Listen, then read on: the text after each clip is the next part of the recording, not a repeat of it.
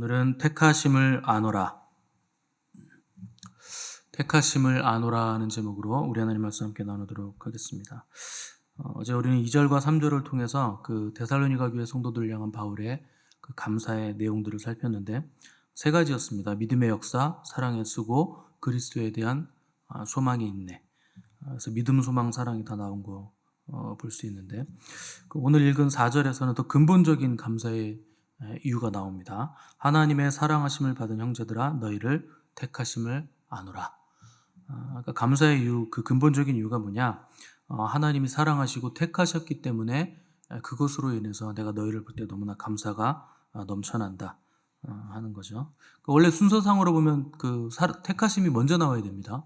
하나님 택하셨기 때문에, 사랑하셨기 때문에 믿음, 소망, 사랑이 우리에게 있는 것인데 바울은 이걸 뒤집은 거예요.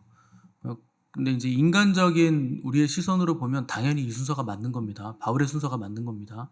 우리는 하나님이 택하신 자가 누군지 알 수 없는데 그들의 삶을 보면 믿음이 넘쳐나고 또 소망과 사랑이 넘쳐나는 것을 볼 때 저 사람은 하나님 택하신 사람이구나 이렇게 알 수 있다는 거예요. 그러니까 순서상으로 보면 우리 편에서는 바울의 이 순서가 정확히 맞는 거죠.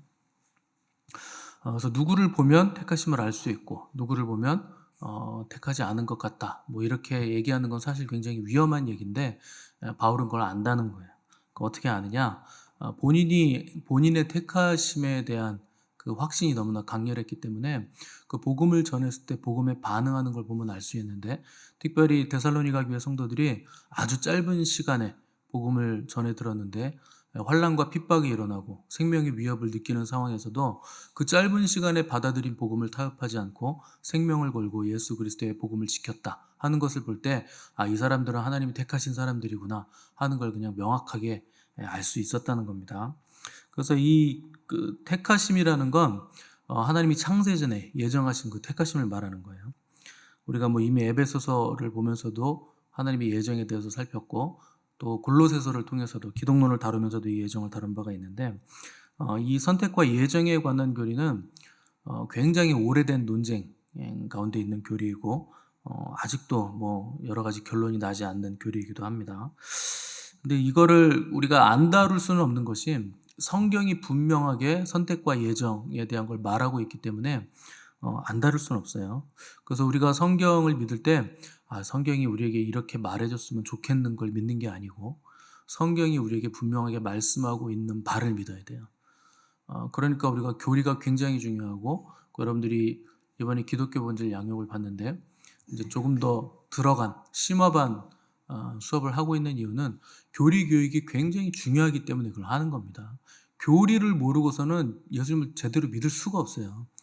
어떤 분들은 뭐 성경만 있으면 되고 믿음만 있으면 되지 교리가 뭐가 중요하냐 그러는데 그런 사람들이 이단에 빠지는 겁니다.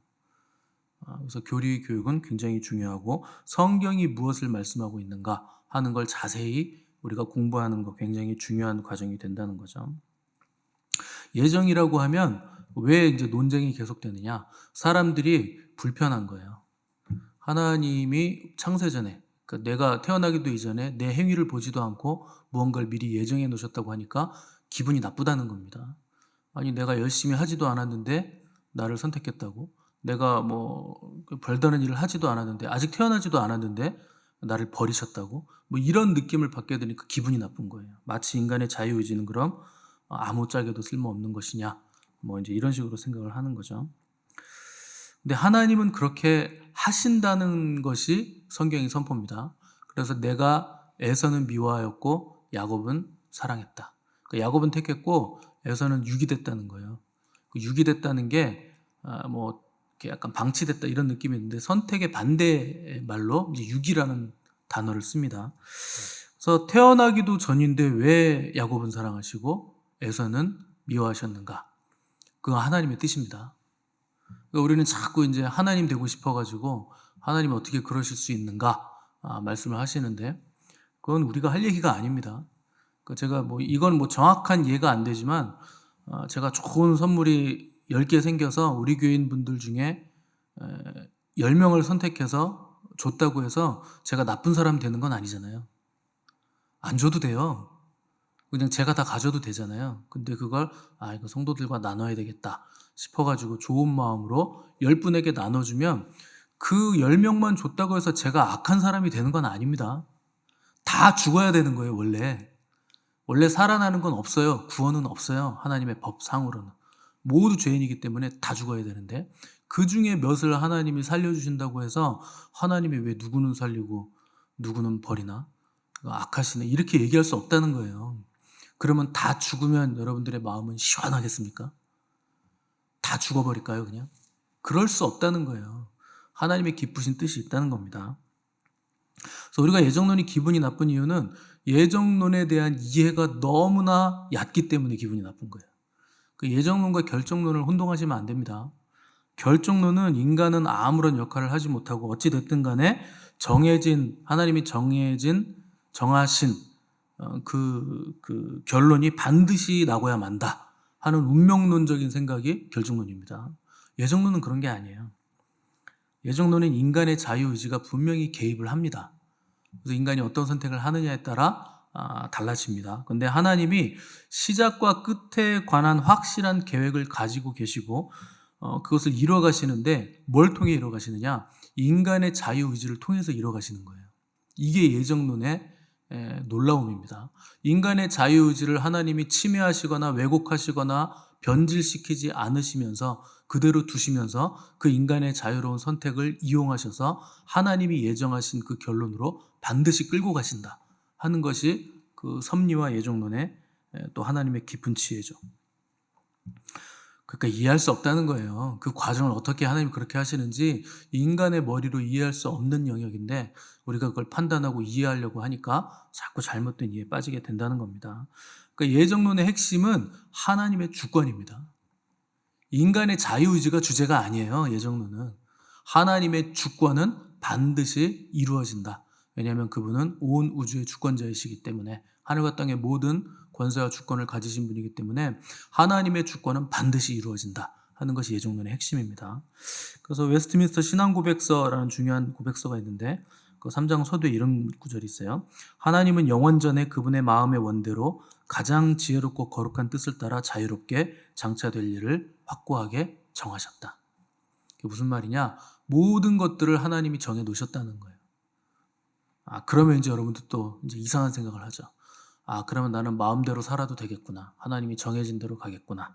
이런 생각을 하시는데 그게 아니라는 겁니다. 여러분의 자유의지가 분명히 작동을 합니다. 그래서 하나님은 영원전에 그분의 마음의 원대로 그분의 거룩한 뜻을 따라 자유롭게 장차될 일을 다 확고하게 정하셨다. 이게 신앙 고백이에요. 이걸 못 믿으면 무신론자입니다. 근데 교회 안에 이걸 못 믿는 분들 많으세요. 하나님이 다 정해놓으셨다는 거 믿지 못하겠다. 그러면 무신론자예요. 그 사람은. 하나님 안 믿는 거예요. 왜냐하면 하나님이 장차될 일을 미리 다 정해놓지 않으시잖아요. 그러면 하나님은 전능하신 분이 아니게 됩니다. 다 안 정해놓으시고 하나님이 모르는 일이 발생하잖아요. 그러면 하나님은 안 전능하신 거예요. 그러면 하나님은 하나님이 아니신 거예요. 그럼 무신론자가 되는 거예요. 그럼 하나님 잘못 믿는 거예요. 그래서 일어나는 모든 일들은 반드시 하나님의 허락 안에서 일어납니다. 모든 일이 다 그래요. 그래서 하나님의 허락 안에서 일어나기 때문에 허락되어진 그 모든 일어나는 일들은 하나님이 미리 정하신 일이다 하는 것이 하나님의 주권을 믿는 사람들의 신앙 고백이에요. 그래서 만약에 하나님의 주권을 떠나서 어떤 일이 일어날 수 있다면 하나님은 주권자가 아닌 거죠. 그러면 하나님은 전능하시지도 않은 거죠. 그러면 하나님은 하나님이 아니신 거죠. 그래서 만일 우주에 먼지 한 톨이라도 하나님의 주권을 떠나서 먼지가 떠돌아다니잖아요. 그러면 큰일 납니다. 우주에 있는 먼지 한 톨이라도 하나님의 주권 안에서 떠다녀야 되는 거예요. 그게 하나님의 주권 밖에서 떠다니면 나비 효과가 생깁니다. 하나님의 섭리와 계획과 주권 밖에서 떠다니던 먼지 한 알이 어떤 일을 일으킬지 하나님도 모르는 거예요. 그러면 그게 일이 커지고 일파만파 나비 효과가 되면 무슨 일까지 생기느냐? 예수님이 재림하시지 못하는 일까지 생길 수 있다는 거예요. 왜냐하면 변수가 생겼잖아요. 하나님의 계획 밖에 있는 먼지 한 알이라는 변수가 생겼기 때문에 하나님도 통제하지 못하는 일이 생겨버린다는 겁니다. 그러니까 하나님의 주권 아래서 먼지 한 알이라도 다 떠다녀야 되는 거예요. 우리가 이걸 믿는 거예요. 이걸 못 믿으면 하나님을 하나님으로 믿지 않는 거죠. 그래서 서양에 이런 말이 있습니다. 못 하나가 없어서 그 편자가 망가지고, 편자라는 건 그 말 발굽 끼는 그 이렇게 생긴 쇠 있잖아요. 편자가 못 하나가 없어서 편자가 망가지고, 편자가 없어서 말을 부릴 수가 없게 되고, 말이 없어서 기수가 없어지고, 기수가 없어서 싸움을 망치고, 싸우지 못해서 전쟁에서 패한다. 시작은 뭘로 된 겁니까? 못 하나로 된 거예요. 근데 못 하나가 없어서 전쟁에서 진다. 말이 없으니까 전쟁에서 지더라는 거예요. 그래서 예전에 굉장히 그 자동차 경주를 잘하는 위대하다고 하는 그 선수가 있었는데 충돌해서 죽었습니다. 나중에 이제 원인 파악을 했더니 100원짜리 핀 하나가 빠져서 죽었어요. 그 이제 핀이 고정이 딱 돼야 되잖아요. 그 여자분들 머리핀 이렇게 두 가닥 딱 끼면 안 빠지게 이렇게 딱 벌리잖아요. 핀은 끼워서 벌려놔야 되는데 엔지니어가 끼워놓고 벌려놓질 않은 거죠. 그리고 쏙 빠진 거죠. 그래서 죽었다는 거예요. 100원짜리 핀 하나입니다. 왜 100원짜리 핀 하나 때문에 사람이 죽었을까요? 그 사람이 아무리 자동차를 잘 뭐라도 위대한 경주자라고 해도 주권자는 아닌 거예요. 100원짜리 핀 하나 때문에 죽을 수 있다는 겁니다. 그러니까 하나님의 주권 안에서 떠다니지 않는 먼지 한 알이 어떤 일을 일으킬지 알 수 없다. 그러니까 하나님의 주권은 그 모든 걸 다 주관하신다는 거예요.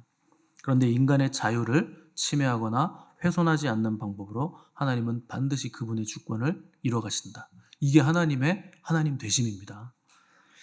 그래서 아까 웨스트민스터 신앙고백서 읽어드렸는데 뒷부분까지 읽어드리면, 하나님은 영원전에 그분의 마음의 원대로 가장 지혜롭고 거룩한 뜻을 따라 자유롭게 장차될 일을 확고하게 정하셨다. 그렇다고 이로 말미암아 하나님이 죄를 만드신 자가 되는 것도 아니고, 위법이 피조물의 의지 속에 주어진 것도 아니고, 또한 자유나 둘째 원인, 여기서 둘째 원인이란 인간의 자유의지를 말합니다. 첫째 원인은 하나님의 뜻이고 둘째 원인은 인간의 자유의지. 그렇다고 자유나 둘째 원인의 가능성이 제거된 것도 아니요, 오히려 확립되었다. 말이 굉장히 어렵죠. 나중에 웨스트민스터 신앙고백서를 사서 읽어보실 분들은 한번 공부해보세요. 어렵습니다. 말들이 어렵기 때문에 좀 어려워요. 머리 아프고. 그래서 자유의지를 침해하지 않으신다는 뜻이에요. 둘째 원인이 제거되지 않는다는 건 인간의 자유 원인 의지가 제거되지 않는다. 그러면서도 하나님은 인간의 자유를 사용하셔서 하나님의 뜻을 반드시 이루신다. 그런 얘기입니다. 그러면 이제 굉장한 딜레마가 생기죠. 그러면 도대체 죄는 왜 들어왔냐? 이런 이제 질문이 나오는 거예요. 하나님이 인간이 죄를 지으실 줄 알면서도 인간을 만드셨잖아요. 영원전에 하나님은 다 아셨어요. 그러면서도 인간을 지으셨고 선악과도 만들어 놓으셨고 죄가 들어올 줄 알고도 다 하셨기 때문에 하나님이 죄를 허용하신 셈이 되는 거죠. 그렇지 않으면 하나님이 주권자가 안 되는 겁니다. 하나님 다 알고 계신 거예요. 죄가 들어올 거, 선악과 따먹을 거, 마귀가 타락할 거 전부 다 아시는 거예요, 하나님은. 근데 하나님이 그걸 다 허락하셨다는 겁니다. 그러면 이제 하나님이 악을 조장하신 분 아니냐, 그 죄도 하나님 때문에 들어온 거 아니냐, 그러니까 이게 우리의 질문 아닙니까? 이거는요, 죄가 들어온 게 무조건 나쁜 거라고 생각하는 우리의 사고에 문제가 있는 거예요. 죄가 들어온 게 하나님은 나쁜 게 아니라는 거예요. 그걸 우리는 모르는 거예요. 죄 자체는 나쁜 겁니다.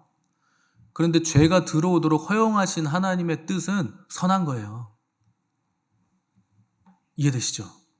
죄는 나쁜 겁니다. 그 죄와 악은 나쁜 거예요. 근데 그걸 죄가 들어올 수 있게 허용하신 하나님의 뜻은 선하신 뜻이에요. 왜냐하면 하나님은 영원전에 예수 그리스도를 통해서 저와 여러분들이 하나님의 백성 되는 것을 기뻐하셨기 때문에 반드시 예수 그리스도를 통해서 그 일을 이루실 것으로 계획을 하신 거예요. 그러니까 죄가 들어오는 거, 죄는 나쁜 거지만 죄가 들어오는 것 자체는 허용하신 것은 하나님의 선하신 뜻인 거예요. 그건 선한 거예요. 그래서 하나님의 뜻은 언제나 선하시고 완전하시고 의로우시기 때문에 하나님이 허용하신 일도 의롭고 선하고 완전하다. 이것이 성경이 내리는 결론입니다. 근데 어떤 철학자가 우리가 죄를 범할 걸 알고도 그것을 막으실 수 없는 하나님이라면 하나님은 전능하지도 않고 주권자도 아니고 선하지도 않다. 이렇게 주장을 했는데 그게 하나님의 선하신 뜻입니다. 죄를 범할 것을 알고도 막으실 수 없었다는 게 아니에요. 하나님이 막으실 수 있지만 그냥 허용하신 거예요. 그게 하나님의 선하신 뜻이기 때문에. 그러면 이제 우리는 또 하나님이 무슨 우리를 놓고 주사위 놀이 하시는 아주 악취미가 있으신가? 이런 생각을 하시는데 아니에요. 하나님이 우리를 하나님의 백성 삼으셔서 새하늘과 새 땅에서 하나님과 함께 거하게 하시려고 그 모든 일을 하신 거예요. 그 과정이 없으면 우리가 그렇게 될 수 없는 거예요. 그게 하나님의 선하신 뜻입니다. 우리가 하나님의 자녀 되는 것에 목적이 있으시고 예수 그리스도를 통해서 그 일을 하시려는 것에 하나님의 계획이 있는 거죠. 이게 전능하신 하나님의 엄청난 큰 그림이고 지혜와 계획들이기 때문에 우리는 그 그림 안에 갇혀 있는 사람들이잖아요. 그러니까 하나님의 그 위대하심과 큰 그림을 볼 수 없는 거죠. 이해가 안 되죠. 그 사도 바울만 해도 그리스도인들을 얼마나 죽이고 박해하고 핍박을 했는지 몰라요. 근데 그것도 하나님께서 허용하신 겁니다. 다 허락하셨다는 거예요. 결국 그걸 전부 다 하나님이 선으로 만들어 버리시는 거예요. 그러니까 하나님의 놀라우심은 이게 안 좋아 보이는 일인데 결국 선한 일이 되더라는 거예요. 여기에 하나님의 지혜가 있는 거예요. 섭리가 있는 거예요. 그분의 선하신 계획이 거기 들어가 있는 거예요. 그래서 초대교회가 처음에 베드로가 설교했을 때 하루에 막 몇천 명씩 돌아오죠. 근데 그리고 나서 곧바로 스데반이 죽으면서 거센 핍박이 시작됩니다. 우리 입장에서 핍박은 나쁜 거예요. 이거 일어나면 안 되는 거고 교회가 신앙생활하는데 굉장히 큰 장애물이 되죠. 그런데 그 핍박을 하나님이 허용하세요. 허락하세요. 그게 하나님의 선하신 뜻이에요. 그래서 그 핍박은 나쁜 거지만 그 핍박 자체를 허용하신 하나님의 뜻은 선하죠. 그래서 그 핍박을 통해서 복음이 어디까지 가느냐? 세계 끝까지, 세상 끝까지 가는 거예요. 사람들이 전부 다 도망가는 거예요. 예루살렘에서. 핍박이 너무나 거세니까. 그래서 유대인들이 전 세계로 흩어집니다. 핍박 때문에. 그래서 복음이 전 세계로 퍼져나간 거예요. 그래서 그 사람들 잡으러 사도 바울이 쫓아다니죠.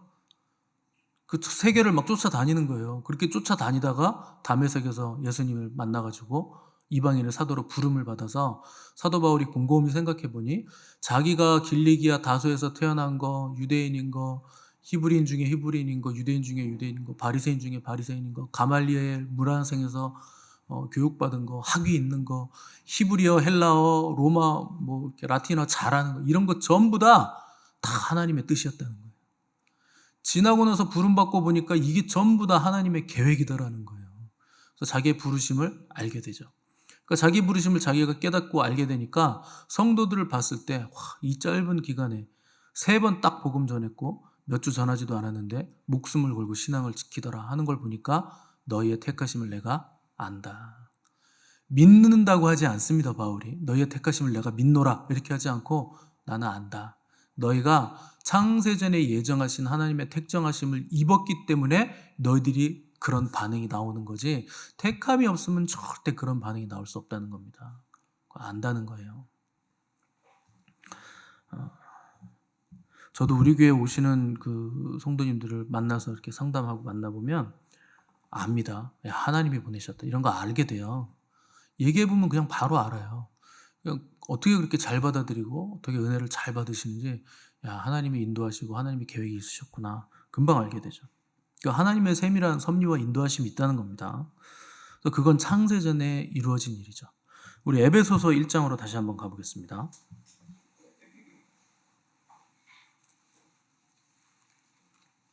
에베소서 1장 310페이지.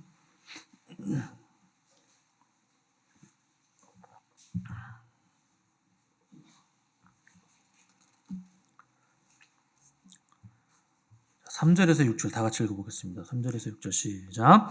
찬송하리로다. 하나님 곧 우리 주 예수 그리스도의 아버지께서 그리스도 안에서 하늘에 속한 모든 신령한 복을 우리에게 주시되 곧 창세 전에 그리스도 안에서 우리를 택하사 우리로 사랑 안에서 그 앞에 거룩하고 흠이 없게 하시려고 그 기쁘신 뜻대로 우리를 예정하사 예수 그리스도로 말미암아 자기의 아들들이 되게 하셨으니 이는 그가 사랑하시는 자 안에서 우리에게 거저 주시는 바 그의 은혜의 영광을 찬송하게 하려는 것이라.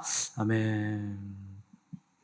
그 예정에 대해서 이렇게 정확하게 말한 구절을 찾기 어렵습니다. 그래서 왜 우리를 예정하셨느냐? 자기 기쁘신 뜻대로 그냥 하셨다는 거예요. 그 이유가 우리에게 없어요. 여러분, 이게 놀라운 은혜입니다. 이게 굉장한 복이에요. 이유가 나에게 없다는 거. 만약에 이유가 나에게 있어 보세요. 그러면 누가 택정함을 받습니까? 누가 택하심을 받아요? 이유가 없어요. 이유가 없는 이유가 뭡니까? 창세전에 예정하셨잖아요. 존재하기도 전에, 태어나기도 전에, 무슨 일을 행하기도 전에, 우주도 생겨나기 이전에. 이유가 없어요. 그냥 하나님의 기쁘신 뜻이에요. 그러니까 여러분들이 그 택하심 받아서 그리스도인이 된 거, 이 새벽에 이른 시간에 여기 나와서 하나님 예배하고 말씀 듣는 거, 이거는요, 하나님이 택하셨기 때문에 이렇게 된 거예요. 이 굉장한 겁니다. 여러분들은 무슨 소리예요? 내가 얼마나 열심히 흘려서 이 예배 나왔는데 그 졸린 걸 내가 눈을 비벼가며 의지를 활활 타오르며 어렵게 나왔는데 그게요 내가 한 것 같잖아요. 아닙니다. 여러분이 한 거 맞아요. 한 거 맞는데 하나님의 택하심이 없잖아요. 그럼 여러분들이 이런 선택을 할 수가 없어요. 이게 성경이 말씀하는 바예요. 하나님이 창세전에 택하시지 않으면 너희가 그런 선택을 할 수가 없다는 거예요. 이게 하나님의 놀라우심입니다. 얼마나 이게 큰 복입니까? 이 예정과 선택이라는 건 굉장한 복이에요. 우리가 할 수 없는 걸 하나님이 창세전에 예정하셨기 때문에 할 수 있게 해주셨다는 거예요. 그러니까 마치 내가 한 것 같겠지만 아닙니다. 하나님의 선택과 예정이 우리로 하여금 어떤 순간에서도 하나님을 택하게 만들고 예배를 택하게 만들고 기도의 자리로 나오게 만들고 흔들리지 않게 만드는 굉장한 기반이 되어주셨다는 거예요. 그게 하나님의 예정이에요. 그래서 이스라엘을 택하신 것도 수가 많아서거나 뭘 잘해서가 아닙니다. 그냥 이스라엘을 사랑해서 택하신 거예요. 그러니까 저와 여러분을 택하신 것도 사랑해서 택하신 거예요. 이유가 없어요. 그냥 하나님의 사랑이에요. 사랑이 여러분들도 그렇잖아요. 불꽃이 튀기면 그냥 사랑하는 거지 무슨 논리적이거나 이성적이어서 이 사람은 이러니까 이러이러해서 내가 사랑하기로 결정했어. 그래, 사랑을 한번 해보자. 사랑을 그렇게 하는 게 어디 있습니까? 그냥 하는 거죠. 그러니까 하나님이 자기 기쁘신 뜻대로 우리를 사랑하신 거예요. 영원전에 창세전에 예정하시고 선택하셨다. 그러면 왜 하셨는가? 4절 보시면 거룩하고 흠이 없게 하시려고. 이게 우리를 택하신 목적이에요. 거룩하고 흠이 없게 하시려고. 그래서 하나님의 선택하심을 입은 사람을 어떻게 할 수 있느냐? 그가 거룩해지고 흠이 없어지면 알 수 있어요. 그러니까 무조건 선택하셨으니까 나는 예정하셨으니까 아무렇게나 살아도 되겠네요? 아닙니다. 천만의 말씀. 정말 택하심을 받아서 예정하심을 받은 사람은요 거룩해져요. 흠이 없어져요. 삶의 거룩성이 점점 더 높아집니다. 그게요 하나님의 예정과 선택의 강력한 증거예요. 왜냐하면 선택을 그것을 위해서 하신 거기 때문에 반드시 거룩해지고 흠이 없어지게 돼 있어요. 이게 없으면 선택을 못 받은 거예요. 교회 안에 있다고 선택받은 거 아닙니다. 안에 있는데 거룩해지지도 않고 성장하지도 않고 흠 없어지지도 않고 아무런 변화가 없어요. 그러면 확률이 굉장히 낮아지는 거예요. 왜냐하면 목적 자체가 거룩하고 흠이 없게 하시려고 여기에 있기 때문에. 그래서 거룩해지고 하나님의 형상을 닮아가는 거예요. 아들의 형상을 닮아가는 거예요. 그러면 택하심을 알겠다. 저 사람은 진짜 날마다 해마다 정말 거룩해진다. 알겠다는 거예요. 그래서 이 선택의 교리, 예정의 교리는 우리에게 굉장한 힘이 됩니다. 왜냐하면 기반이 나에게 없잖아요. 하나님께 있잖아요. 이유가. 그래서 우리에게 흔들리지 않는 기반을 제공해줘요. 저는 청년 때부터 예정 교리하고 많이 싸웠어요. 처음에는 이제 들었으니까 어렸을 때는 그렇다고 하니까 그렇다고 합니다. 이렇게 믿었다가 중간에는 아닌 것 같은데 이게 아닌 것 같은데 한번 예정하시면 끝까지 한번 구원은 영원한 구원일까? 당연히 아닐 수 있습니다. 그런데 우리가 모르기 때문에 아닌 것 같은 거예요. 근데 시간이 갈수록 알겠는 건 하나님의 주권으로 예정하시면 흔들림이 없구나 라는 거 알게 되는데 어떻게 알았을까요? 저를 보니까 알겠는 거예요. 어떻게 이렇게 될 수가 있지? 어떻게 점점 거룩해질 수가 있지? 어떻게 점점 나아질 수가 있지? 나라는 사람이 그럴 리가 없잖아요. 근데 하나님의 예정이 우리를 그렇게 끌고 갑니다. 거룩하고 흠이 없게 점점 우리를 변화시켜 주는 거예요. 근데 나를 보면 그렇게 될 리가 없어요. 근데 하나님은 그렇게 해가시는 거예요. 아, 이게 하나님의 주권이 나를 끌고 가시는구나. 그리스도의 사랑이 우리를 강권해 가시는구나. 알겠더라는 거예요. 그래서 하나님의 예정이 없으면 우리는 하나님을 선택할 수 없어요. 하나님을 예배하기로 결단할 수도 없고 하나님께 드리기로 마음먹을 수 없습니다. 하나님의 예정이 우리를 그렇게 해주시는 거예요. 그래서 이게 얼마나 큰 은혜인지를 여러분 깨달으시기를 바라고, 이 복됨을 여러분 찬양하시고 감사하시고, 우리를 결국 시작하신 하나님께서 마치기까지 끝까지 우리를 끌고 가신다 하는 것, 그분의 인도하심을 여러분 기억하시면서 순종으로 거룩하고 흠이 없어지는 복된 인생 되시기를 주님의 이름으로 도전을 드립니다.